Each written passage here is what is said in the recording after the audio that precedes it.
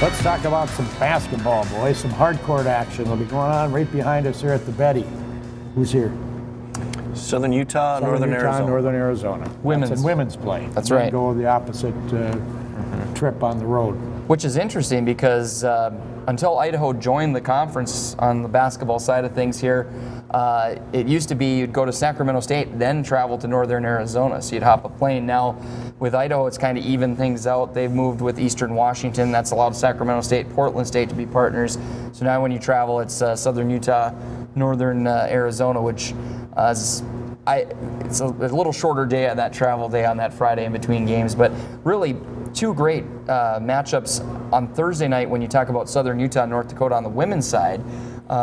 Southern Utah has been a pretty good, solid program in the last couple of years.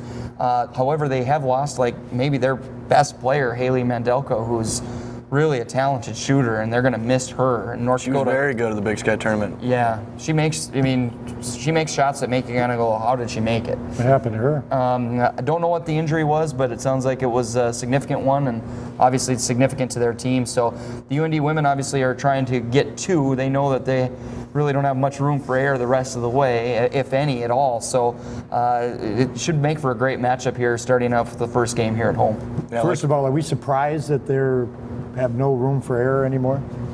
Or are we just taking it for granted because they were winners last year? A little bit, but Montana is just really, not had much trouble right now. So, 2-game lead in the standings. UND has to hold home court because where UND struggled is on the road. So, if they're going to get back in that race to potentially host the Big Sky tournament, they got to hold with wins at home. And UND on the men's side, they've won a couple of road games before they even did win a home game this year, and they go back out on the road. Southern Utah in men's play, far different team than they were a year ago. They beat Weber State this year. They're a good basketball team. It's a tough challenge on Thursday. North Dakota's never had much success in Cedar City in basketball.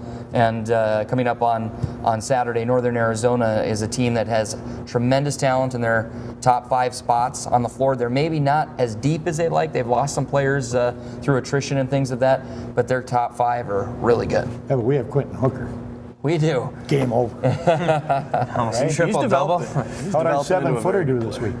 Carson Shanks. I think Carson played a lot of minutes on Thursday against Idaho State, and I was surprised that his body was moving as well as it was on Saturday, but he had 2 good weekends, and he continues to develop. Schlosser going to pack the Ralph on Friday night for UND women's hockey against Minnesota. I think they'll get a good crowd out there for it, especially the men not playing this weekend. The women are home. They got the dollar tickets. It's a rivalry game. So, like Brian said, last year they didn't have their optimum lineup, and they played fantastic in that first period, and I think they were a little revved up because of the crowd. This is a new test for them, though. I mean, Minnesota's at a different level than a lot of teams in the nation. I think they've only lost once this whole year, so this is going to be a really big test for them to see if they can get over the hump and pull off a big upset here, and that would be huge for their confidence too, I think. You follow it very closely. Is it different in women's play than it is in men's play? The confidence factor, the fact that I think in men, no matter who you play, it doesn't make a difference what happened the last time you played. Does that make any difference when in the women? I think it can, and I also think the talent discrepancy is much more in the women's game than the men's game. If you look at team schedule and results, you can tell when they're setting up for an easy portion of the schedule and a hard portion. And one reason that Brian thinks that they can catch Minnesota Duluth for third in the standings is because Duluth remaining schedule is Minnesota, Wisconsin, Ohio State. That's a lot different than UND, who plays 2 of their final 3 series against St. Cloud and Minnesota State Mankato. So chance to steal some points this weekend, and then we'll see what they can do down the stretch. That's what's coming up.